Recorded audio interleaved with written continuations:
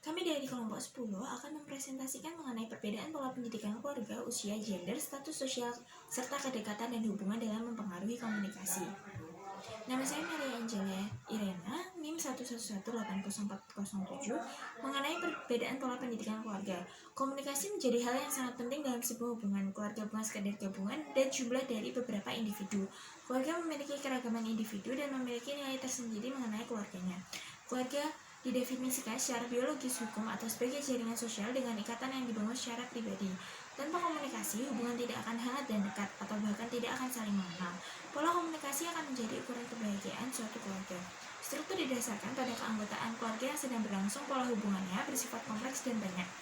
Struktur dapat meningkatkan atau memperburuk kemampuan keluarga untuk menghadapi stresor. Struktur yang terlalu kaku akan menghambat fungsi. Struktur yang terbuka ekstrim juga memberikan masalah bagi keluarga karena tidak ditemukan pola tingkah laku yang konsisten dan perlakuan peran terlalu fleksibel. Hal ini menimbulkan adanya ketidakstabilan sehingga anggota keluarga tidak memiliki sandaran dan dapat terjadi kehancuran keluarga. Pembagian struktur dalam keluarga didasarkan pada pengorganisasian keluarga dari sisi perilaku maupun pola hubungan antar anggota keluarga.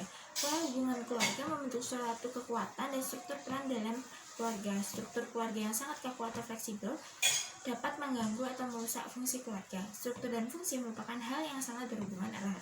Pola komunikasi keluarga merupakan karakteristik pola interaksi sirkuler yang bersinambung dan menghasilkan arti dari transaksi antar anggota keluarga. Pola komunikasi melalui interaksi dapat memenuhi kebutuhan afektif keluarga. Sifat pertama dari keluarga yang sehat adalah komunikasi yang diperlukan, yang jelas dan kemampuan untuk saling mendengarkan. Komunikasi yang baik diperlukan untuk menumbuhkan dan mempertahankan hubungan. Akan mencapai tujuan jika terdapat komunikasi yang jelas dan langsung. Dalam keluarga, pola komunikasi dibedakan menjadi pola komunikasi fungsional dan non-fungsional. Komunikasi fungsional dipandang sebagai landasan keberhasilan keluarga yang sehat. Aspek fungsional keluarga adalah usaha untuk membentuk ikatan keluarga yang intim, interaktif, dan saling ketergantungan yang memiliki nilai-nilai, tujuan, sumber tanggung jawab, dan keputusan sepanjang waktu. Komunikasi yang sehat dan fungsional memerlukan pengirim untuk mengirimkan maksud pesan melalui saluran yang relatif jelas dan penerima pesan mempunyai pemahaman yang sama dengan apa yang dimaksud pengirim. Pola komunikasi fungsional dalam keluarga memiliki karakteristik terbuka, jujur, berpikiran positif, dan selalu berupaya menyelesaikan konflik keluarga dan komunikasi berkualitas antara pembicara pendengar. Sementara keluarga dengan pola komunikasi disfungsional akan menyebabkan berbagai persoalan, terutama beban psikologis bagi anggota keluarganya. Karakteristik pola komunikasi disfungsional ialah fokus pembicaraan hanya pada satu orang, tidak ada diskusi dalam rumah, dan hilangnya empati dalam keluarga. Semua hal tersebut menyebabkan komunikasi dalam keluarga menjadi tertutup dan akan terjadi kegagalan penerima mendengar, menggunakan diskualifikasi, memberikan respon yang tidak sesuai, gagal mengenali pesan pengirim, gagal memvalidasi pesan. Oleh karena itu, komunikasi dalam sebuah keluarga harus disesuaikan usianya agar pesan dapat tersampaikan dengan baik. Pendidikan terkait komunikasi dalam keluarga utamanya didasarkan pada cara orang tua membangun komunikasi positif dengan anak sejak kecil, terutama dalam situasi dan kondisi ketika anak ada dalam posisi yang tidak menyenangkan.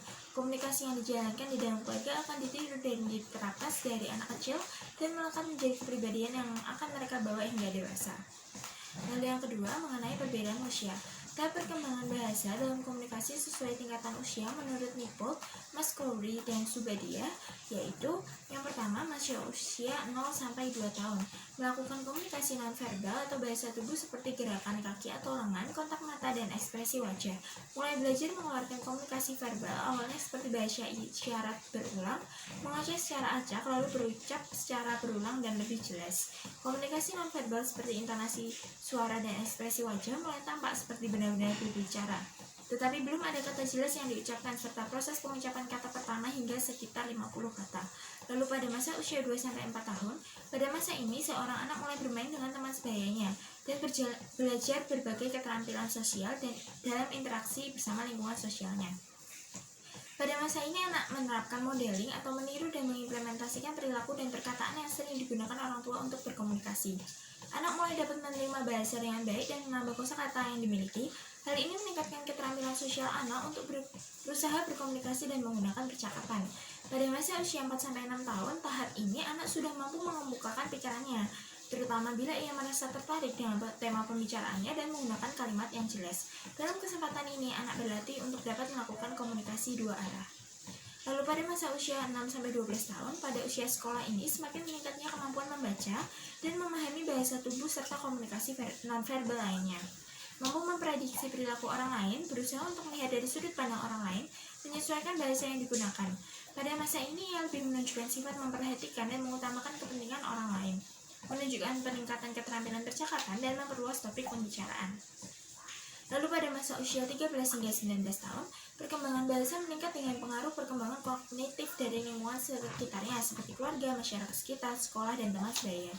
Pada masa ini lebih berkembang pola bahasa pergaulan yang digunakan remaja dengan teman sebayanya, serta mampu menciptakan ungkapan atau istilah baru yang tidak baku atau bahasa gaul. Perkembangan komunikasi pada usia remaja ditunjukkan dengan kemampuan berdiskusi atau berdebat. Pola perkembangan kognisi mulai berpikir secara konseptual karena merupakan masa peralihan anak menjadi dewasa, sedangkan secara emosional sudah mulai menunjukkan perasaan malu. Lalu pada masa usia 20 tahun ke atas, pada masa dewasa, seseorang lebih kompeten dalam menggunakan bahasa verbal dan non-verbal saat berkomunikasi dengan orang lain, menunjukkan pemahaman terhadap apa yang disampaikan oleh orang lain dan digunakannya perilaku non-verbal. Lalu untuk masalah-masalah yang muncul saat berkomunikasi dengan lawan bicara yang terpaut jarak usia seperti yang pertama perbedaan cara pandang, kedua topik pembicaraan yang kurang dimengerti, dan ketiga perbedaan tingkat keseriusan dalam pembicaraan. Ketika remaja atau seseorang yang lebih muda terlibat komunikasi dengan lawan bicara yang berusia lebih dewasa, dapat menimbulkan perbedaan persepsi akibat perbedaan sudut pandang yang dimiliki. Pada usia muda, seseorang lebih memikirkan kesenangan pribadi, belum berpikiran matang, lebih sensitif, memiliki ego yang lebih tinggi, dan ketidakstabilan emosional dalam mengungkapkan perasaan. Sedangkan pada usia dewasa, seseorang lebih sering terlibat pembicaraan yang serius, memiliki pola pikir yang berorientasi ke depan, dan berpikiran lebih matang karena memiliki lebih banyak pengalaman. Tipe komunikasi yang sering dilakukan, keterlibatan dalam topik pembicaraan dan cara menanggapi dalam percakapan berbeda sesuai dengan pola pikir yang dimiliki masing-masing. Perbedaan generasi juga dapat menyebabkan perbedaan topik bahasan yang mungkin tidak diketahui oleh lawan bicara karena tidak mengalami peristiwa yang serupa pada masanya. Selanjutnya saya akan menjelaskan tentang perbedaan gender. Teori komunikasi gender yang pertama adalah genderless theory dari Deborah Tannen. Ini teori yang dirumuskan oleh Deborah Tannen, memandang bahwa cara terbaik untuk menggambarkan komunikasi gender adalah dalam bentuk komunikasi lintas budaya. Perempuan selalu rapport talk untuk membangun hubungan yang berarti dengan yang lainnya.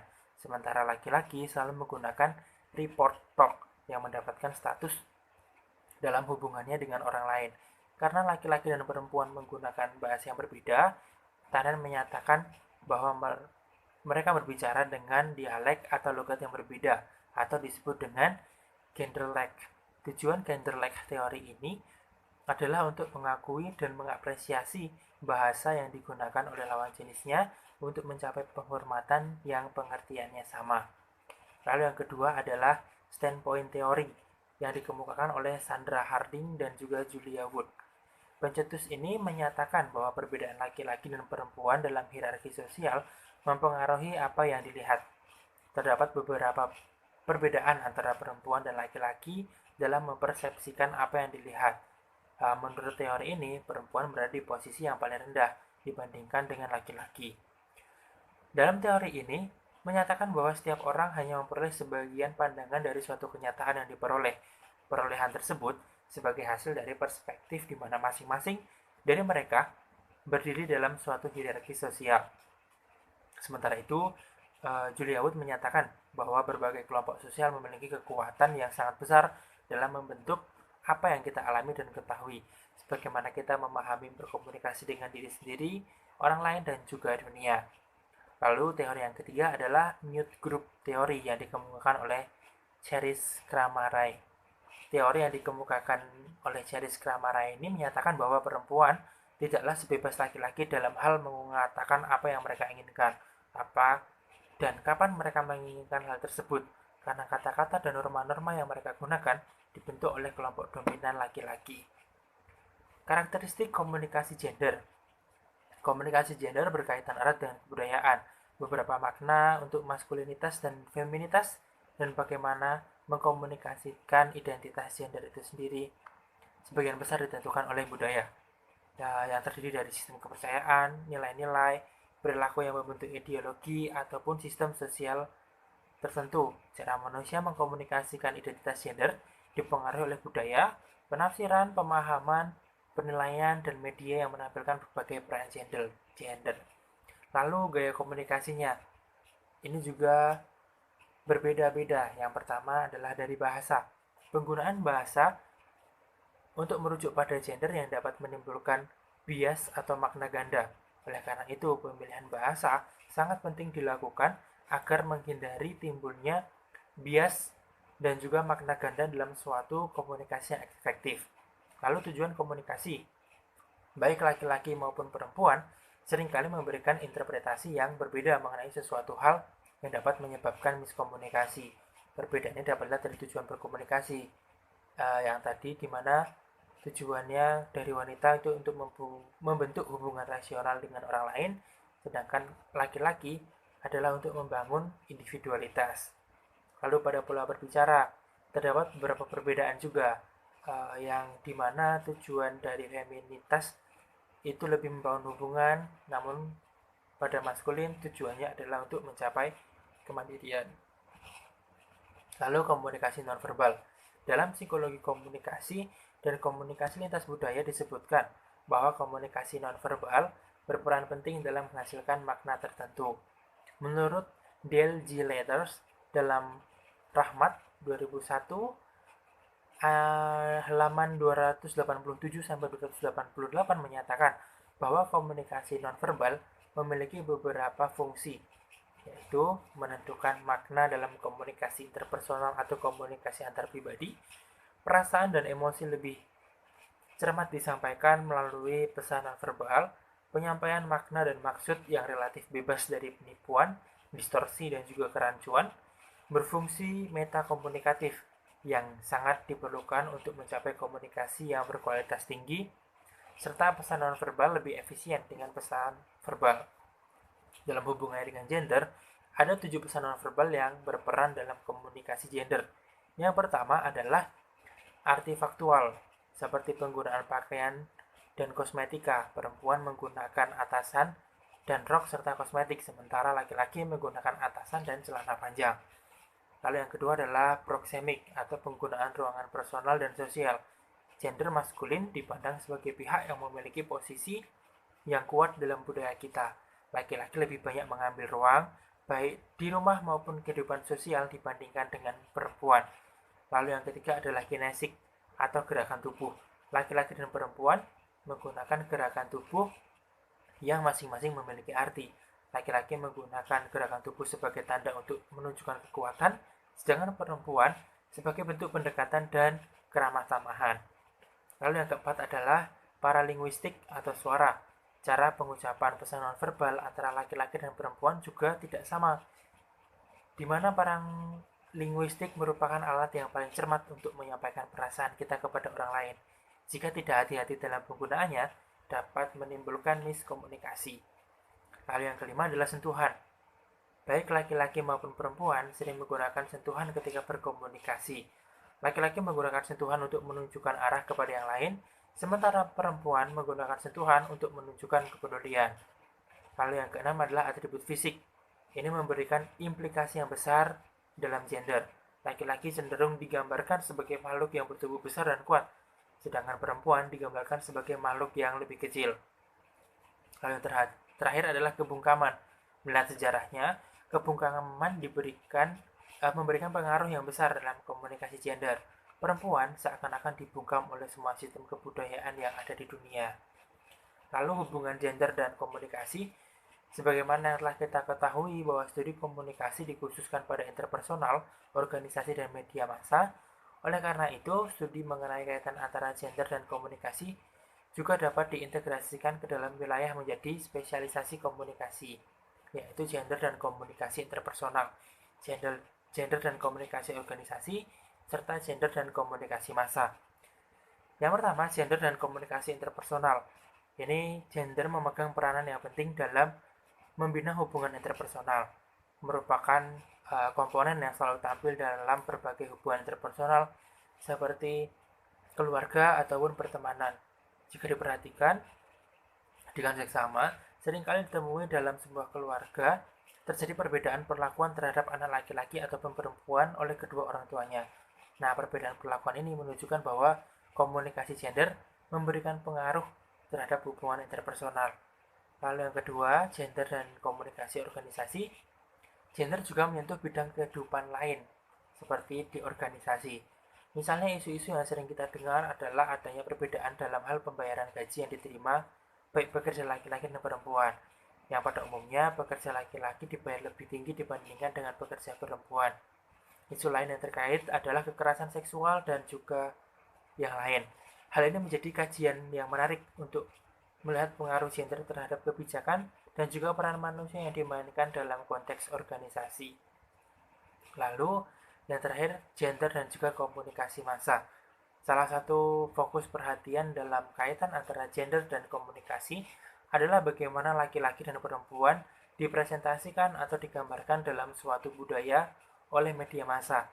Kita melihat dari berbagai tayangan di televisi, seperti sinetron, memperlihatkan bagaimana peran dan gaya laki-laki dan perempuan dipresentasikan. Untuk selanjutnya akan dijelaskan oleh teman saya, Leon. Oke baik, sebelumnya perkenalkan nama saya Leon Angelka, NIM 0397.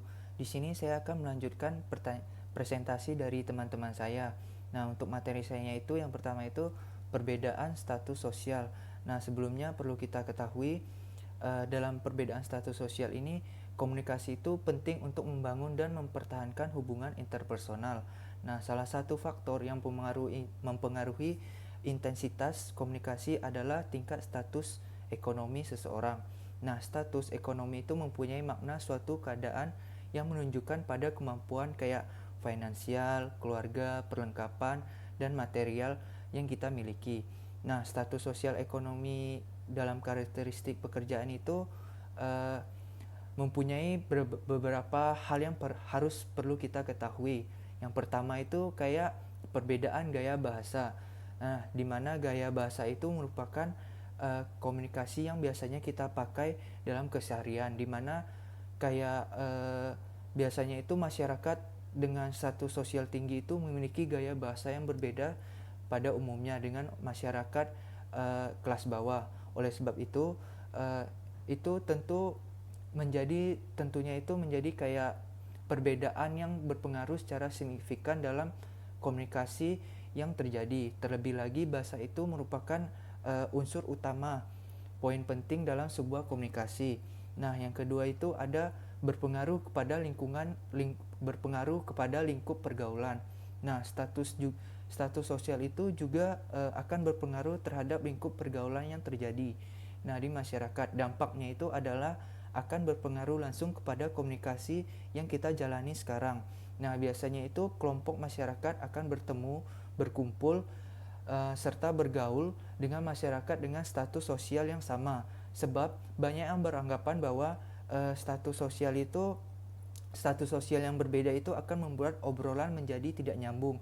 Nah, maka dari itu banyak kayak beberapa kelompok itu kemudian itu orang dengan level yang tertentu itu pasti akan memiliki kecenderungan berkumpul dengan mereka yang memiliki level yang sama, sebagaimana komunikasi itu berlangsung seperti itu. Kemudian yang ketiga itu ada penggunaan alat komunikasi. Nah, di dalam penggunaan alat komunikasi itu status sosial itu juga akan berpengaruh pada penggunaan alat komunikasi yang digunakan.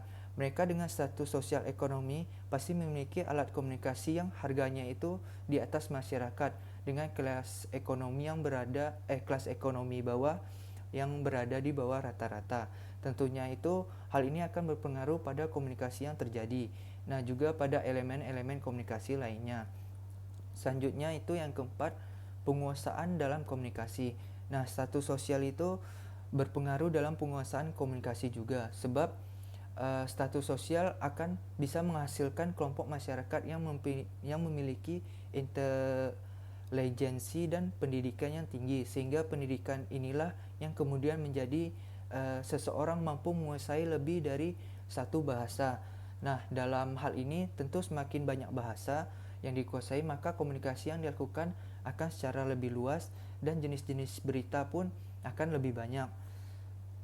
Selanjutnya itu Yang kelima itu cara penyampaian pesan. Nah, status sosial juga mempengaruhi cara penyampaian pesan, sebab seseorang secara tidak langsung itu mampu menggambarkan tabiat dan karakter seseorang dalam berkomunikasi. Biasanya itu mereka yang memiliki status sosial ekonomi tinggi akan menyampaikan pesan dengan lugas dan tegas dan tidak mau menyiakan waktu yang mereka lakukan, karena menurut mereka itu waktu adalah uang. Nah, kemudian yang keenam itu pesan yang disampaikan. Nah, status sosial juga mempengaruhi jenis komunikasi yang disampaikan, sebab isi obrolan dalam komunikasi dapat menggambarkan bagaimana status sosial seseorang, jenis pesan yang mereka sampaikan, intonasi bahasa, serta penggunaan istilah kayak jargon-jargon yang mereka gunakan. Nah, kemudian yang ketujuh itu ada perilaku komunikasi. Nah, di dalam perilaku komunikasi ini dapat menggambarkan bagaimana status sosial seseorang. Biasanya itu mereka itu memiliki status sosial berdasarkan pada tingkat ekonomi, cenderung jarang melakukan komunikasi sebagaimana unsur komunikasi yang harus kita lakukan, sehingga terkadang itu saat bergabung dalam komunikasi akan cenderung menunjukkan kayak perilaku yang pasif atau introvert. Nah, terkadang itu mereka itu tidak banyak menghabiskan waktu untuk bersosialisasi, namun lebih sibuk pada bisnis atau pekerjaan yang mereka miliki. Nah, kemudian yang ke-8 itu intensitas komunikasi. Nah, intensitas atau kecenderungan untuk melakukan komunikasi biasanya itu lebih dimiliki oleh masyarakat dengan status sosial masyarakat menengah ke bawah. Nah, karena mereka cenderung itu dengan leluasa melakukan komunikasi. Hal itu dapat dilihat misalnya pada warung-warung kopi yang selalu ramai diisi oleh masyarakat yang asik melakukan komunikasi itu, baik itu berupa obrolan ringan maupun obrolan kayak politik, ekonomi, atau isu-isu sosial yang sedang terjadi pada saat isu-isu sekarang. Nah, kemudian yang ke-9 itu ada jenis komunikasi. Nah, status sosial itu juga dapat mempengaruhi jenis komunikasi yang dilakukan. Misalnya saja pada masyarakat, status sosial ekonomi yang berada dalam level menengah ke bawah itu akan sering melakukan komunikasi secara tidak langsung. Nah, sebab pada dasarnya itu kelompok yang tidak menyukai komunikasi secara tidak langsung tersebut hanya akan berkomunikasi pada saat ada acara atau peristiwa-peristiwa tertentu saja. Nah, yang ke-10 yang terakhir itu ada keterbukaan. Nah, dalam keterbukaan dalam komunikasi itu merupakan hal yang biasanya terjadi terutama dalam perbedaan antara status sosial. Nah, dalam kaitannya itu dengan status sosial itu biasanya masyarakat dengan status sosial yang tinggi itu akan cenderung lebih tertutup dalam komunikasi. Hal itu biasanya akan membuat terlihat kayak bahan pembicaraan itu intensif atau jumlah komunikasi yang dijalin sekitarnya itu sedikit. Nah, biasanya itu mereka juga tidak akan aktif bersosialisasi dalam lingkungan masyarakat, sehingga akan berdampak dan berpengaruh dalam hal berkomunikasi, sehingga membuat kayak perbedaan status sosial itu terlihat sangat jelas. Nah, kemudian materi selanjutnya itu perbedaan kedekatan dan hubungan. Nah, sebelumnya perlu kita ketahui suatu hubungan itu bisa terjalin karena adanya suatu kedekatan, dan hubungan itu sehingga hubungan tersebut itu bisa terbangun. Dengan siapapun berinteraksi dan menjalin hubungan, kedekatan ini pasti ada. Bahkan hubungan itu mulai terbentuk sejak kita menjadi seorang bayi. Sejak kita jadi seorang bayi, bicara soal kedekatan itu dalam hubungan itu perbedaannya itu memiliki perbedaan, baik itu di lingkungan keluarga, pertemanan, atau lainnya. Nah, jadi sebuah kedekatan itu seringkali dilihat dari luar. Semakin banyak informasi pribadi yang didapatkan, kadang seseorang bisa dengan gampang menyebut dirinya dekat dengan orang tersebut. Contohnya kayak kita melihat ada begitu banyak public figure atau dengan jutaan penggemar fanatiknya. Mereka itu bisa dipastikan hafal betul dengan setiap hal tentang idol yang mereka gemarkan itu atau mereka sukai. Tapi belum tentu public figure tersebut itu menghafal setiap hal tentang penggemarnya. Hal itu serupa terjadi di hubungan kayak hubungan keluarga dan pertemanan. Banyak orang yang menganggap semakin banyak informasi personal yang dimiliki, semakin dekat hubungan mereka dengan keluarga atau teman tersebut. Karena kedekatan yang murni itu selalu berasal dari hati. Tanpa perlu diintegrasi, seorang akan mau bicara terbuka dalam segala hal kepada orang yang dia anggap sudah memberi rasa nyaman. Nah, sedangkan kalau hubungan itu adalah salah satu dasar dalam kehidupan sosial yang merupakan bentuk untuk berinteraksi sosial. Kemudian menjalanin hubungan itu juga harus terdiri dari dua orang atau lebih yang memiliki ketergantungan satu sama lain dan menggunakan pola interaksi yang konsisten. Nah, jika kita berkenalan dengan orang lain, kita sebenarnya itu melakukan penilaian terhadap orang tersebut. Apakah orang tersebut itu cocok untuk kita pilih untuk menjadi teman, seperti itu. Jadi dalam menjalankan hubungan itu tidak hanya menyampaikan isi pesan, tapi juga menentukan hubungan yang baik antar sesama. Nah, Lalu untuk menjawab pertanyaan yang pertama, bagaimana perbedaan pilihan kata dalam berkomunikasi terkait perbedaan usia? Bahasa dalam perspektif lintas generasi memperlihatkan bahwa setiap generasi memiliki kreasi bahasa yang berbeda dengan bahasa yang digunakan pendahulunya. Perbedaan linguistik antara generasi itu bertalian erat dengan perbedaan pilihan bahasanya. Hal itu menyebabkan generasi muda seolah-olah berbeda bahasanya dengan generasi pendahulunya. Semua itu terjadi karena yang pertama, kebutuhan komunikasi lambat laun berubah dan mereka memaksa setiap generasi baru melakukan penyesuaian bahasa untuk disesuaikan dengan pengalaman mereka. Lalu yang kedua, pada waktu tertentu kebutuhan dan kemampuan komunikasi dari generasi terkini berbeda dengan pendahulunya. Dalam konteks bahasa, sebagai sebuah tradisi, bahasa harus diteruskan dari satu generasi ke generasi berikutnya dengan cara berkomunikasi. Kasus kematian bahasa dari suatu tradisi adalah bukti adanya jarak komunikasi yang bersifat antar generasi. Pada peristiwa itu, para penutur dari generasi berikutnya gagal menggunakan suatu bahasa dengan cara yang sama seperti generasi sebelumnya. Ketika hal itu terjadi, adanya pengurangan keterampilan dan pengurangan bahasa yang berhubungan dengan pergantian generasi dari para penutur bahasa itu. Suatu bahasa akan segera mati sebagai bahasa lisan karena tidak seorang pun memilih dan berbicara dengan bahasa itu. Kasus itu adalah kasus yang ekstrim sebagai akibat jarak komunikasi antar generasi. Umur membedakan cara berbicara. Ada perbedaan kata yang digunakan. Seorang remaja tentu tidak akan berbicara seperti seseorang yang berusia 80 tahun. Setiap bahasa meliputi ungkapan, pengucapan kata, dan konstruksi yang telah dipakai dalam jangka waktu yang lama. Ungkapan, pilihan kata, dan konstruksi itu dipilih oleh penutur dari generasi yang berbeda dengan frekuensi yang berbeda pula. Lebih dari itu, ada bagian bahasa, lebih-lebih pada tataran leksikal dan sintaksis yang dirasakan berbeda oleh para penutur yang modern dengan yang kuno. Suatu sistem yang berubah terus-menerus atau yang permanen meliputi unsur-unsur dari ketahanan variabel bahasa.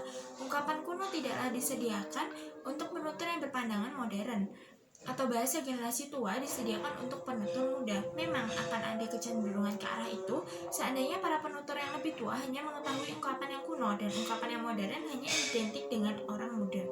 Contohnya dalam bahasa Indonesia, dari pengalaman sehari-hari, banyak kosakata yang digunakan remaja dengan bahasa gaulnya, kadang tidak dipahami oleh para orang tuanya. Hal yang kedua, seperti penutur bahasa Jawa ketika berbicara dengan orang lain, menyesuaikan dengan tingkatan umur untuk pemilihan bahasa Jawa dalam woko, kromo madya, kromo inggil, sesuai dengan unda usuk atau tingkatan bahasa yang terimplikasi dalam diksinya.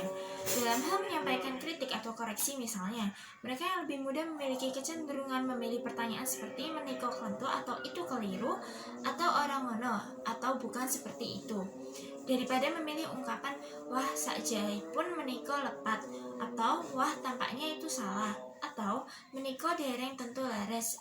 Dalam bahasa Indonesianya itu belum tentu betul, atau ungkapan tak langsung lain seperti kula kinten meniko kirang tepat, atau saya kira itu kurang tepat. Hal itu mensyaratkan bahwa ada ragam kesantunan dalam bahasa Jawa antar generasi, dan semua contoh itu menegaskan bahwa struktur bahasa dapat mencerminkan cara sebuah budaya yang memandang dunia dan hubungan sosial yang dianggap penting oleh budaya itu. Lalu yang kedua, bagaimana perbedaan persepsi, interpretasi, dan ekspektasi dalam komunikasi perbedaan usia. Perbedaan persepsi dalam komunikasi perbedaan usia dipengaruhi oleh faktor internal seperti perasaan, sikap, karakteristik individu, prasangka, keinginan, atau harapan, perhatian atau fokus, proses belajar, keadaan fisik, nilai dan kebutuhan, serta minat dan motivasi. dan faktor eksternal seperti latar belakang keluarga, informasi yang diperoleh, pengetahuan dan kebutuhan sekitar, intensitas, ukuran, keberlawanan, pengulangan gerak, hal-hal baru dan familiar atau ketidakasingan suatu objek. Kegagalan persepsi dapat disebabkan oleh kesalahan atribusi. Atribusi adalah proses dalam diri internal untuk memahami penyebab perilaku orang lain. Faktor seperti usia, gaya pakaian, dan daya tarik dapat memberikan isyarat mengenai sifat utama seseorang. Contohnya, bahasa tubuh sebagai salah satu bentuk komunikasi nonverbal seperti menguap, menurut persepsi orang tua, adalah kebiasaan saat seseorang mengantuk. Didasarkan oleh pemikiran yang ada sejak turun-temurun mengenai kebiasaan tersebut. Namun, beda halnya lagi bagi anak muda dapat melihat hal ini sebagai bahasa tubuh seseorang yang sedang bosan atau cuek terhadap suatu hal karena melihat pola perilaku yang biasa terjadi di kalangan pergaulannya. Untuk perbedaan interpretasi dalam komunikasi perbedaan usia seperti pelajar pada usia remaja menganggap bahwa nasihat orang tuanya untuk sering belajar dan mengikuti kursus di sana-sini diasumsikan sebagai perintah yang membebani mereka karena mereka merasa sudah terlalu lelah dengan aktivitas dari sekolah. Namun, orang tua mengasumsikan itu sebagai dorongan agar anak remaja mereka giat, sehingga memperoleh nilai bagus untuk kesuksesan mereka di masa depan. Dalam hari ini terdapat kesamaan topik pembicaraan, namun sudut pandang remaja sebagai pelajar memiliki persepsi bahwa hal tersebut sebagai paksaan, sedangkan orang tua memiliki persepsi bahwa cara komunikasi mereka terhadap anaknya itu sebagai bentuk motivasi. Perbedaan ekspektasi dalam komunikasi perbedaan usia seperti anak muda cenderung ingin didengarkan dan diapresiasi dalam bentuk nyata seperti pujian dan dukungan secara nyata oleh lawan bicaranya, sedangkan orang yang lebih tua atau dewasa menginginkan pembicaraan yang lebih serius, bermanfaat dan tidak berlebihan serta dapat direalisasikan secara nyata. Ekspektasi yang berbeda dalam komunikasi akan memunculkan perbedaan tanggapan yang diberikan satu sama lain antar lawan bicaranya sesuai dengan latar belakang, pengetahuan dan pengalaman masing-masing individu yang berbeda berdasarkan tentang usia mereka. Hal ini menyebabkan ekspektasi dari masing-masing lawan bicara tidak akan terpenuhi karena tiap individu berkomunikasi dengan harapan bahwa seseorang akan menerima respon atau umpan balik dari lawan bicaranya sesuai dengan ekspektasinya tanpa saling memikirkan bagaimana cara memberikan respon yang sesuai dengan ekspektasi lawan bicara terlebih dahulu. 3. Ceritakan ringkasan buku Men Are From Mars, Women Are From Venus. Buku ini menegaskan ide bahwa pria dan wanita sangat berbeda seperti makhluk dari planet lain, dan bahwa mempelajari kode etik dari lawan jenis adalah nilai penting bahkan jika individu tidak selalu sesuai dengan perilaku stereotip. Men Are From Mars, Women Are From Venus penting untuk diingat bahwa pria dan wanita memiliki sifat timbal balik yang berbeda. Pria dan wanita perlu menghargai perbedaan-perbedaan dan berhenti mengharapkan satu sama lain untuk bertindak dan merasakan dengan cara yang mereka lakukan. Mr. Fix-It and the Home Improvement Committee. Pria senang jika kemampuan mereka diakui dan dihargai dan benci jika mereka dihina atau diabaikan.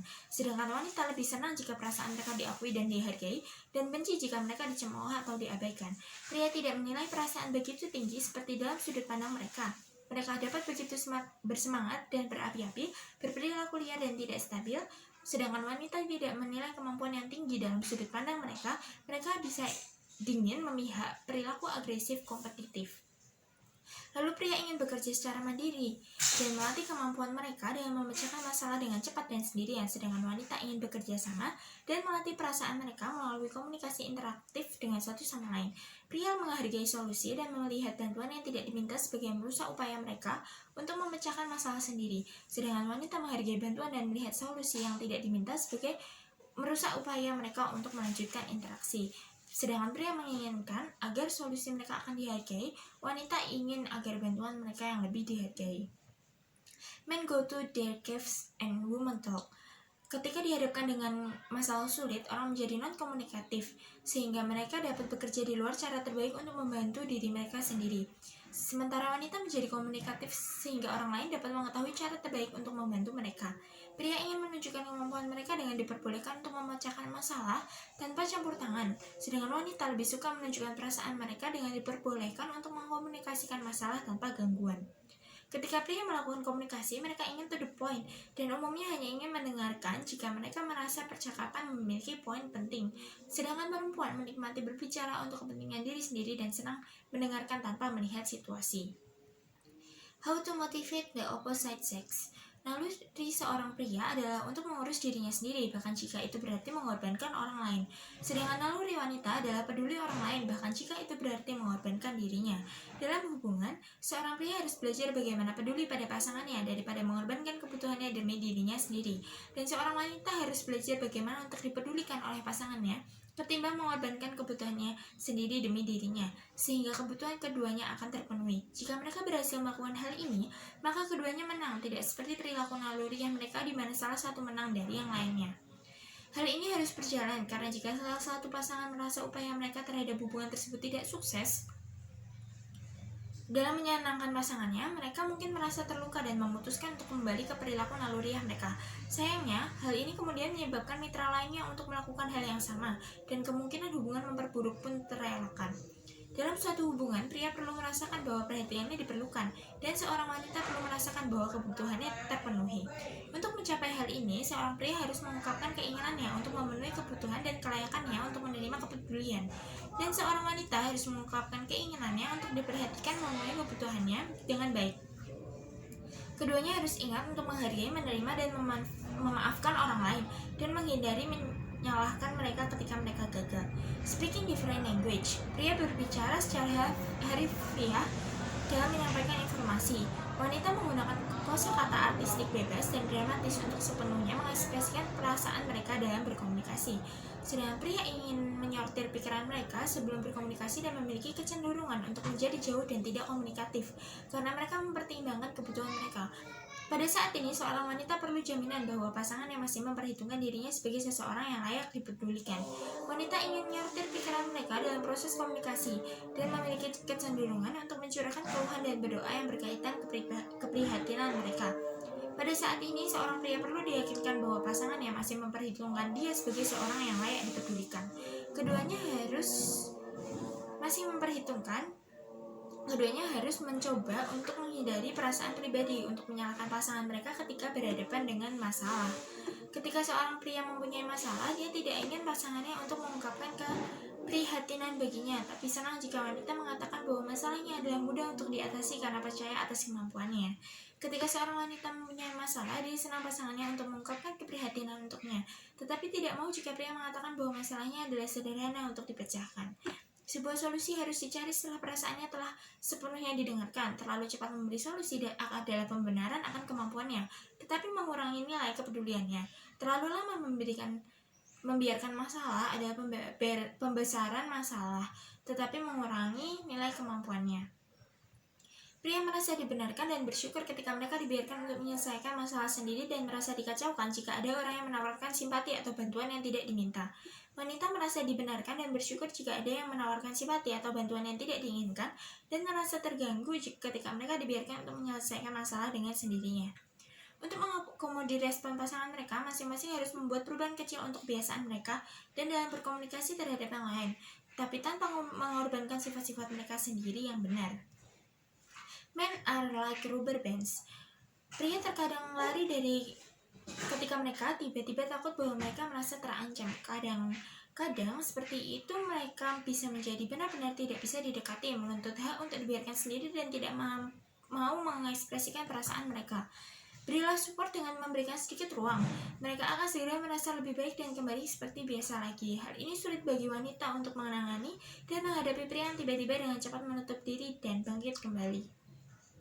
Ketika seorang laki-laki menarik diri, mereka dapat membantu pasangannya untuk tidak terlalu khawatir atau tersinggung dengan meyakinkan bahwa mereka akan kembali pada waktunya.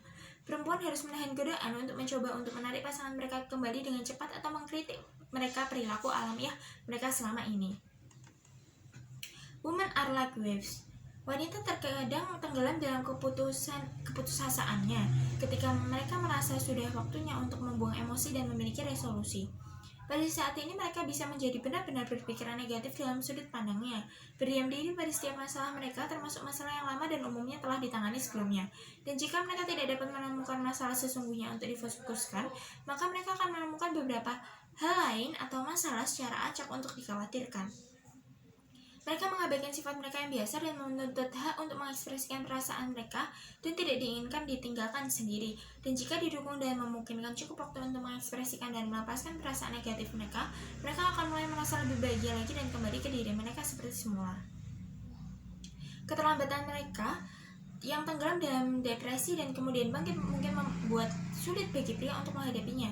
Pada saat-saat itu, ketika wanita tenggelam dalam diri mereka dapat membantu pasangannya untuk tidak terlalu khawatir atau tersinggung dan memberikan beberapa kepastian singkat bahwa itu bukan kesalahan pasangan mereka. Pria harus menahan godaan untuk mencoba mengangkat pasangannya kembali dan dengan cepat atau mengkritik mereka selama ini perilaku alami. Pria menuntut hak untuk bebas dari waktu ke waktu. Wanita menuntut hak untuk didengar dari waktu ke waktu.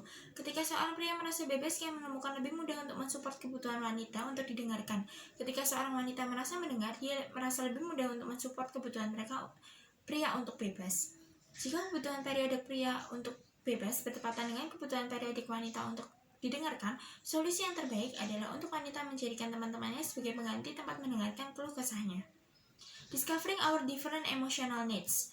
Pria dan wanita perlu mengingat bahwa kebutuhan emosional dari lawan jenis tidak sama dengan diri mereka sendiri. Memberikan pasangan kita tipe kebutuhan emosional yang salah tidak akan sangat dihargai. Pria lebih mencari pasangan dan melimpahinya dengan kepercayaan, penerimaan, apresiasi, kekaguman, persetujuan, dan dorongan. Sedangkan setiap wanita membutuhkan perhatian, pengertian, rasa hormat, pengabdian, pembenaran, dan jaminan. Pria harus mendengarkan dengan penuh perhatian kepada perempuan untuk memahami kebutuhan mereka. Menghindari marah atau defensif, perempuan harus memiliki keyakinan dalam kemampuan pria dan berusaha yang terbaik untuk memenuhi kebutuhan mereka. Menghindari mencoba untuk mengubah atau mengendalikan mereka. Cara menghindari argumen. Komunikasi antar pasangan harus penuh kasih dan hormat. Sebaliknya, perang mulut sangat merusak keadaan. Seringkali tidak begitu banyak bicara menyebabkan keributan, tetapi intonasi dan bahasa tubuh yang diperlihatkan. Argumen berkembang pada pria yang gagal untuk memberikan perhatian yang cukup kepada perasaan perempuan, dan perempuan yang menjadi kritis sehingga mencela pria. Salah satunya bisa menjadi pemicu, karena seorang pria yang tidak perhatian dan menyebabkan seorang wanita marah dan mengekspresikan ketidaksetujuan, dan ketidaksetujuan wanita dapat menyebabkan seorang pria menjadi defensif dan berhenti mendengarkan bagaimana perasaannya. Ketika pria melakukan kesalahan, mereka menjadi frustasi dan marah, dan sebaiknya dibiarkan saja sampai mereka tenang. Pria menganggap permintaan maaf menjadi pengakuan bersalah. Perempuan melihat permintaan maaf sebagai ungkapan kasih sayang. Perbedaan persepsi inilah yang membuat mengapa pria umumnya lebih banyak tidak bersedia untuk meminta maaf daripada wanita. Ketika terlibat dalam sebuah argumen, pria menggunakan kata-kata yang kuat dan agresif untuk memastikan bahwa mereka memenangkan argumen, dan perempuan sering dipaksa untuk mundur dalam menghadapi lawan yang benar-benar tangguh dan keras kepala. Pria kemudian merasa bahwa mereka telah memenangkan argumen, tapi itu adalah kemenangan hampa, karena pasangan mereka tidak berubah pandangan mereka, tetapi hanya membiarkan mereka untuk menghindari konflik yang terus meningkat. Kadang-kadang orang lebih suka untuk menghindari argumen bukannya terlibat di dalamnya. Pria cenderung untuk melakukannya dengan menarik diri dalam diri mereka sendiri dan menolak untuk berbicara. Perempuan sering hanya berpura-pura bahwa perselisihan telah dilupakan. Untuk menghentikan komunikasi yang memburuk menjadi perdebatan, pria harus berusaha untuk mendengarkan tanpa bersikap defensif, dan perempuan harus mencoba mengungkapkan perasaan mereka tanpa mengkritik pasangan. Buku ini menjelaskan detail perbedaan yang dimiliki pria dan wanita, mulai dari sebutan untuk pria sebagai pemberes masalah dan wanita sebagai panitia perbaikan rumah. Alasan mengapa saat ada masalah, wanita cenderung masuk gua dan wanita memilih untuk lebih banyak bicara. Kebutuhan emosional pria dan wanita serta cara efektif mencegah pertengkaran. Semua bab membuka wawasan seperti penjelasan soal pria ibarat gelang karet dan wanita seperti gelombang yang akan mengiring untuk lebih memahami emosi pria, dan wanita akan disadarkan untuk pentingnya menjaga emosi yang naik atau turun ini tetap stabil. Baik, saya akan menjawab pertanyaan yang keempat, yakni apa yang perlu kita lakukan ketika faktor gender itu menjadi suatu faktor penghalang komunikasi, di mana usianya seumuran tetapi perempuan memiliki jabatan yang lebih tinggi di kantor, sementara pria menjadi subordinate. Persepsi akan gender ini sudah menjadi isu yang sejak lama dibahas. Dalam kasus ini, kita harus mengerti dahulu pola komunikasi yang berbeda antara pria dan wanita. Hal ini bisa dilihat dari tujuan dan karakteristiknya, di mana tujuan dari wanita adalah membina hubungan, sedangkan dari sisi maskulin tujuannya adalah untuk mencapai kemandirian. Karakteristik wanita adalah kesetaraan, mendukung, responsif, pribadi, dan juga tentatif. Sedangkan para pria, karakteristiknya lebih menularkan pengetahuan, tidak ada pendekatan pribadi, abstrak, langsung, dan juga kurang responsif. Dari karakteristik dan juga tujuan ini, maka kita bisa mengatasi hambatan tersebut ketika kita bisa melihat dari dua sisi. Dari sisi wanita yang memiliki jabatan tinggi, sebagai atasan, pastinya kita sudah dituntut untuk bisa memiliki wibawa dan juga skill komunikasi yang baik.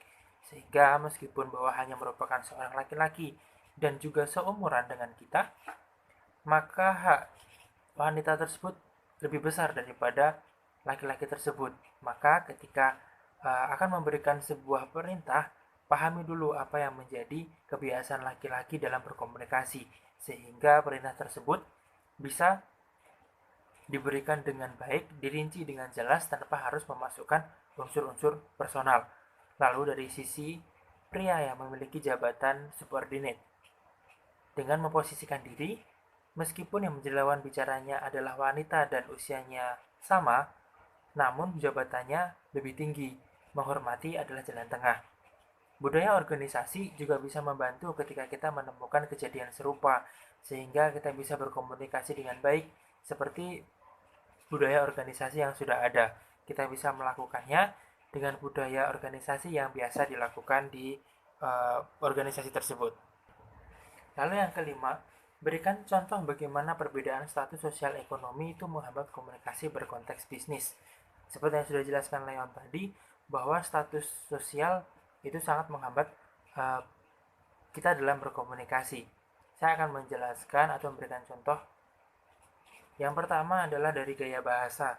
Biasanya masyarakat dengan status sosial ekonominya itu tinggi memiliki gaya bahasa yang berbeda dengan yang dipakai oleh masyarakat umumnya atau oleh masyarakat kelas bawah.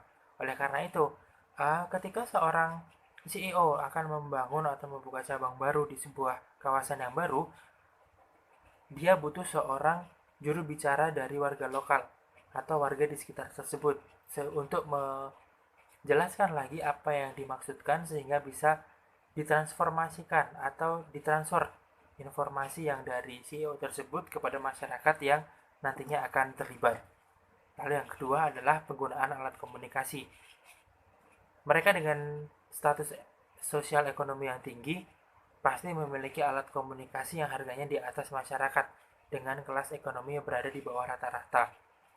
Masyarakat dengan status sosial ekonomi tinggi akan menggunakan perangkat canggih, sementara yang status sosial ekonominya rendah tidak memiliki perangkat yang secanggih yang dimiliki oleh masyarakat sosial ekonomi tinggi, sehingga akan menghambat komunikasi seperti pesan yang akan sangat sulit disampaikan.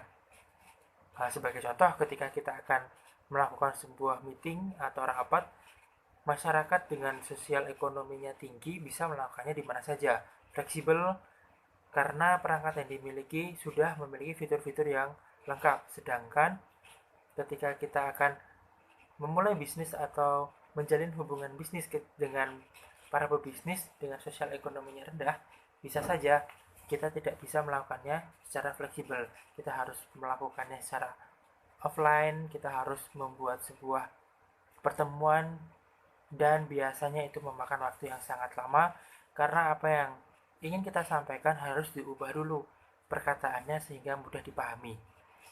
Lalu yang ketiga adalah intensitas komunikasi. Intensitas atau kecenderungan untuk melakukan komunikasi biasanya lebih dimiliki oleh masyarakat dengan status sosial masyarakat menengah ke bawah. Jadi akan sangat sulit ketika kita menjalin hubungan bisnis dengan masyarakat kelas sosial ekonominya tinggi karena mereka cenderung lebih sedikit untuk melakukan komunikasi, sehingga hal-hal basa-basi yang biasa dilakukan oleh masyarakat sosial kelas bawah akan sulit diterima dengan baik oleh masyarakat dengan kelas sosial ekonomi yang tinggi. Lalu selanjutnya adalah keterbukaan, di mana kaitannya dengan status sosial. Biasanya masyarakat dengan status sosial yang tinggi cenderung lebih tertutup dalam komunikasi. Ini juga disebabkan karena mereka dengan status sosial ekonomi tinggi dituntut untuk menjaga kerahasiaan perusahaan. Ini juga akan menyulitkan karena ketika kita berbicara dengan masyarakat dengan sosial ekonominya rendah, kita tidak akan bisa menyampaikan semua informasi secara gamblang. maka diperlukan negosiator atau seorang penengah supaya ketika kita menjalin bisnis dengan para pelaku bisnis namun status sosial ekonominya rendah, itu kita bisa dapat menyampaikannya dengan baik. Lalu yang nomor 6, mengapa kedekatan hubungan atau relasi dapat memangkas birokrasi yang panjang dan kompleks?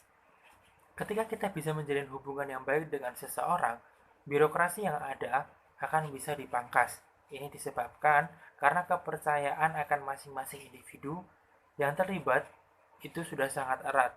Ketika kita bisa menjalin hubungan yang baik dengan seorang manajer misalnya, segala urusan yang berhubungan dengan birokrasi yang sangat panjang itu akan jauh lebih mudah dilakukan dan dipangkas dengan sangat cepat. Ini didapatkan karena manajer tersebut sudah percaya kepada kita yang bisa menjalin hubungan dengan baik. Para manajernya sudah tahu kinerja kita seperti apa, sehingga bukan tidak mungkin pemangkasan birokrasi itu terjadi. Selanjutnya akan dijelaskan oleh teman saya Maria Angela. Pertanyaan ketujuh, bagaimana pola pendidikan keluarga dapat mempengaruhi cara-cara kita berkomunikasi?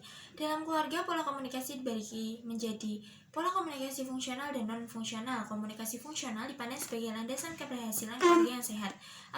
Aspek fungsional keluarga adalah usaha untuk membentuk ikatan keluarga yang intim, interaktif, dan saling ketergantungan yang memiliki nilai-nilai tujuan, sumber tanggung jawab, dan keputusan sepanjang waktu. Komunikasi yang sehat dan fungsional dalam suatu keluarga memerlukan pengirim untuk mengirimkan maksud pesan melalui saluran yang relatif jelas dan penerima pesan mempunyai pemahaman yang sama dengan apa yang dimaksudkan pengirim. Pola komunikasi fungsional dalam keluarga memiliki karakteristik terbuka, jujur, berpikiran positif, dan selalu berupaya menyelesaikan konflik keluarga dan komunikasi berkualitas antara pembicara dan pendengar. Sementara keluarga dengan pola komunikasi disfungsional akan menyebabkan berbagai persoalan, terutama beban psikologis bagi anggota keluarga. Karakteristik pola komunikasi disfungsional ialah fokus pembicaraan hanya pada satu orang, tidak ada diskusi dalam rumah, dan hilangnya empati dalam keluarga. Semua hal tersebut menyebabkan komunikasi dalam keluarga menjadi tertutup dan akan terjadi kegagalan penerima mendengar. Menggunakan diskualifikasi, memberikan respon yang tidak sesuai, gagal menggali pesan pengirim, gagal memvalidasi pesan. Oleh karena itu, komunikasi dalam sebuah keluarga harus disesuaikan usianya agar pesan dapat tersampaikan dengan baik. Contohnya, komunikasi positif dari orang tua dapat dibangun dengan mendengarkan anak secara aktif. Hanya dengan duduk berdekatan dan tatap wajah atau mata anak Anda, dengarkan tanpa menyela, tahan nasihat, dan tangkap emosi yang terlihat atau terdengar dari anak, sehingga anak akan lebih merasa dihargai dan mudah didekati serta diarahkan nantinya. Anak dapat tumbuh dengan kepribadian sebagai pendengar yang baik juga saat berkomunikasi dengan orang lain kelak, sehingga dapat lebih menghargai orang lain saat berkomunikasi dan memberikan waktu untuk lawan bicaranya mengutarakan pendapat. Seseorang dengan kepribadian berkomunikasi seperti ini akan lebih open-minded dalam mendengarkan argumentasi dari lawan bicaranya dan dapat mengolah topik pembicaraan dengan lebih baik. Selanjutnya, di sini saya akan menjawab pertanyaan dari Bu Lucy, beberapa pertanyaan dari Bu Lucy. Di sini saya akan menjawab pertanyaan nomor 8. Pertanyaan nomor 8 itu, apa saja perbedaan pilihan kata antara laki-laki dan perempuan? Nah, perbedaan bahasa laki-laki dan perempuan itu sudah banyak diteliti oleh banyak orang, tapi umumnya menggunakan berdasarkan data yang saya dapat itu umumnya itu menggunakan data yang didapat itu pada umumnya itu menggunakan bahasa lisan sebagai sumber data perbedaan pilihan kata-kata antara laki-laki dan perempuan. Nah, biasanya itu perempuan itu lebih terampil secara verbal dibandingkan dengan laki-laki. Nah, tujuan laki-laki itu menggunakan bahasa itu cenderung untuk mendapatkan sesuatu, sedangkan perempuan itu cenderung tentang hubungan dengan orang lain. Nah, laki-laki itu lebih banyak berbicara tentang kayak berdasarkan fakta atau data yang mereka dapatkan, sedangkan perempuan itu lebih banyak berbicara tentang orang atau mereka itu secara tidak langsung membawa perasaan atau hubungan antar sesama manusia.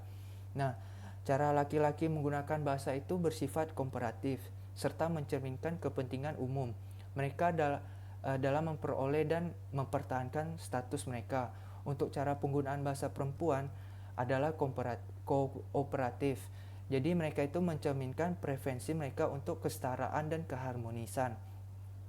Perbedaan tersebutlah sering menyebabkan miskomunikasi antara perempuan dan laki-laki. terkadang salah mengartikan niat mereka masing-masing. Hal itu menyebabkan masalah sering terjadi antara laki-laki dan perempuan. Sebagai contohnya, tempat kerja call center adalah sebuah dominan yang mengandung mitos tentang bahasa dan jenis kelamin, dapat menjadi efek merugikan. Tetapi di sini sangat menguntungkan untuk perempuan, di mana pekerjaan di tempat tersebut itu melibatkan kontak langsung dengan pelanggan dan menuntut pekerjaan memiliki kemampuan berkomunikasi yang baik.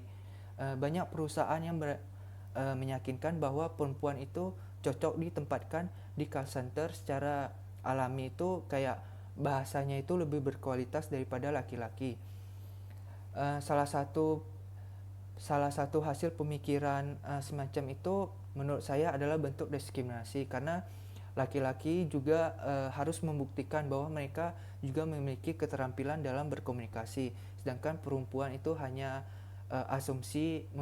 hanya sebagai asumsi untuk memiliki keterampilan dalam berkomunikasi. Nah, selanjutnya saya akan menjawab pertanyaan nomor 9, yaitu bagaimana perbedaan komunitas mempengaruhi komunikasi dan berikan contoh. Nah, sebelumnya itu perbedaan komunikasi itu sangat berpengaruh terhadap komunikasi. Kita bisa melihat dari pengertian komunitas itu sendiri, yakni kelompok, organisme, dan sebagainya. Hidup itu saling berinteraksi di dalam daerah tertentu, kayak masyarakat. Dengan adanya interaksi secara intensif akan memunculkan budaya-budaya komunitas yang berbeda antar komunitas, dan setiap komunitas itu memiliki ciri khas. Nah, karena itu komunikasi antar komunitas akan terhambat karena perbedaan iklim budaya.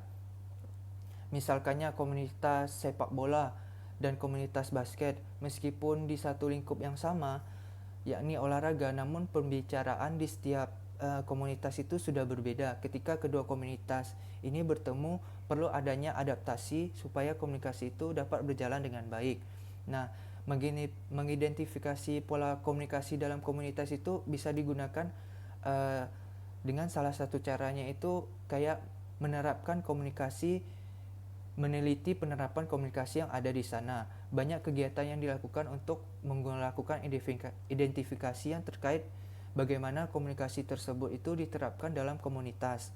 Nah, sebelum membahas lebih jauh pola komunikasi, kita perlu memahami terlebih dahulu apa yang dimaksud dengan komunitas. Komunitas adalah sekelompok orang yang tergabung dalam suatu wadah atau organisasi yang memiliki tujuan tertentu karena latar belakang minat yang sama. Sebagai contoh lain nih, contoh yang terbaru, saya kasih contoh yang terbaru kayak kasus yang masih viral sekarang itu, kayak ada salah satu YouTuber Indonesia yang memasak dan memakan salah satu hewan yang dilindungi atau spesies hewan yang dilindungi, yaitu komodo. Untuk para pencinta hewan, komodo pasti menurut mereka itu merasa dirugikan karena komodo adalah salah satu spesies hewan yang dilindungi di Indonesia. Meskipun yang dia makan hanya ceker komodo dan membelinya dalam keadaan mati, pastinya itu akan mempengaruhi komunikasi dalam suatu komunitas pencinta hewan komodo. Seperti itu. Nah, selanjutnya saya akan menjawab pertanyaan nomor 10. Bagaimana cara mengawali berinisiatif memulai pembicaraan dengan lawan bicara yang baru pertama kali kita kenal dalam pertemuan berkonteks bisnis. Nah, sebelumnya perlu kita ketahui, bersosialisasi atau berteman dengan siapa saja di tempat kerja atau dalam konteks bisnis adalah salah satu cara agar proses adaptasi itu dapat berjalan lebih cepat atau lebih baik. Nah, memiliki teman itu mendorong terciptanya perasaan nyaman sehingga mood dan semangat kerja dapat meningkat dan terjaga. Terlebih lagi jika pekerjaan itu kita membutuhkan kerjasama dengan pihak-pihak lain, maka jangan malu untuk memulai atau berinisiatif dengan lawan bicara. Nah, cara inisiatif pertama kali yang kita kenal untuk mengajak lawan bicara untuk mengobrol, ada beberapa cara inisiatif. Yang pertama itu, mulailah dengan mengucapkan salam. Nah, mengatakan hai atau halo menjadi cara yang baik untuk memulai percakapan ini. Akan membuat lawan bicara itu merasa lega bahwa kita mau berbicara dengannya. Kemudian yang kedua, beri gambaran singkat tentang diri kita atau diri Anda. Nah, jika Anda diberikan pertanyaan mengenai karir dan hal yang menarik perhatian Anda, sebaiknya Anda selalu bersiap diri. Nah, Anda juga harus memperkenalkan diri Anda dalam waktu yang singkat. Nah, ingat hal juga butuh persiapan sebab perkenalan singkat yang biasanya itu tidak akan yang biasa itu saja tidak akan memberi kesan yang mendalam. Kemudian yang ketiga itu siapkan beberapa pertanyaan lanjutan. Beberapa pertanyaan cadangan adalah kayak bagaimana kamu mengetahui tentang acara ini? Nah, apa yang dilakukan saat kamu sedang tidak bekerja? Nah, di mana kamu besar? Orang-orang juga suka, terkadang orang-orang itu juga suka tentang dirinya, pertanyaan tentang dirinya. Jadi tanyakanlah beberapa pertanyaan mengenai percakapan yang menarik. Nah, kemudian yang keempat itu adalah elaborasikan pertanyaan Anda. Nah, jika seseorang menanyakan sebuah pertanyaan, anekdot membuat percakapan itu mengalir lancar, ceritakanlah juga kisah yang membuat lawan bicara itu mengingat Anda sebagai orang yang kayak cerdas, menarik, atau secara profesional. Nah, kemudian yang kelima itu ada buat perkenalan. Jika ada orang lain bergabung dalam pembicaraan, sehingga mereka merasa bagaimana caranya kita membuat mereka merasa diterima dan nyambung. Nah, perkenalkan pada orang yang Anda ajak bicara dan biarkan mereka mengetahui apa yang sedang kita bicarakan pada saat itu. Nah, keuntungannya itu pendekatan ini cenderung biasanya orang itu sangat menyukai dan menyambut dengan hangat. Sehingga mereka akan lebih mudah mengingat nama kita tersebut. Nah, kemudian yang keenam itu sesekali mulailah topik yang serius tapi menyenangkan. Nah, sesekali membahas topik serius akan menyenangkan. Membahas topik serius itu dilakukan dengan cara berdiskusi mengenai suatu hal. Tips ini biasanya digunakan orang yang bekerja di kantor untuk menjalin kerjasama atau lainnya. Pengenalan itu cukup sederhana saja. Kemudian mulailah obrolan dengan topik yang serius langsung yang Anda inginkan. Yang kemudian yang ketujuh itu ada santai, iringi obrolan dengan gestur tubuh. Nah, obrolan dengan gestur tubuh adalah sebuah ekspresi pengungkapan gestur tubuh dan mimik wajah dapat mewakili ekspresi kita. Ketika kita menanggapi apa yang telah dibicarakan teman yang baru kita kenal atau teman yang baru kita lihat, yang ingin kita ajak bicara, itu kita harus menggunakan gestur atau mimik yang ceria sehingga dapat meyakinkan mereka bahwa kita dapat menerima energi positif atau pembicaraan yang mereka katakan itu dapat diterima kita dengan baik. Nah, namun jangan menganggap ekspresi itu terlalu berlebihan sehingga memunculkan kesan yang tidak terlalu menyenangkan bagi mereka. Nah, kemudian yang terakhir ada akhiri percakapan dengan ucapan terima kasih. Nah, jika Anda ingin bertemu dengan lebih dari satu orang, Anda perlu tahu bagaimana cara mengakhiri percakapan secara sopan dan baik. Katakan sesuatu seperti senang bertemu Anda dan saya belajar banyak dari perjalanan karir Anda. Bolehkah saya minta kartu nama Anda supaya kita bisa saling kontak-kontakan. Mungkin seperti itu. Nah, selanjutnya yang ke-11 itu, pertanyaan nomor 11 itu, mengapa memulai percakapan di nomor 10 itu penting dalam konteks bisnis? Nah, sebelumnya perlu kita ketahui dalam konteks bisnis atau pekerjaan kita di kantor, tempat kita bekerja bukan hanya fungsinya itu sebagai tempat mencari nafkah atau uang semata. Akan lebih baik jika kita itu memfungsikan tempat kerja itu sebagai memperluas wawasan dan jaringan. Buatlah kayak dalam suatu hal konteks bisnis atau tempat kantor kita bekerja itu berhubungan dengan rekan, mempunyai hubungan antara rekan dan atasan atau mempunyai hubungan relationship yang baik. Nah, menurut saya itu berinisiatif untuk memulai pembicaraan itu tidaklah sulit. Sebenarnya konteks bisnis itu sangat penting sekali, di mana semua orang itu sebenarnya juga ingin mengobrol, namun mereka beranggapan bahwa orang lain tidak mau diajak bicara. Artinya bisa jadi orang yang baru kita kenal di kantor itu ingin memulai percakapan namun takut memulai obrolan lebih dulu.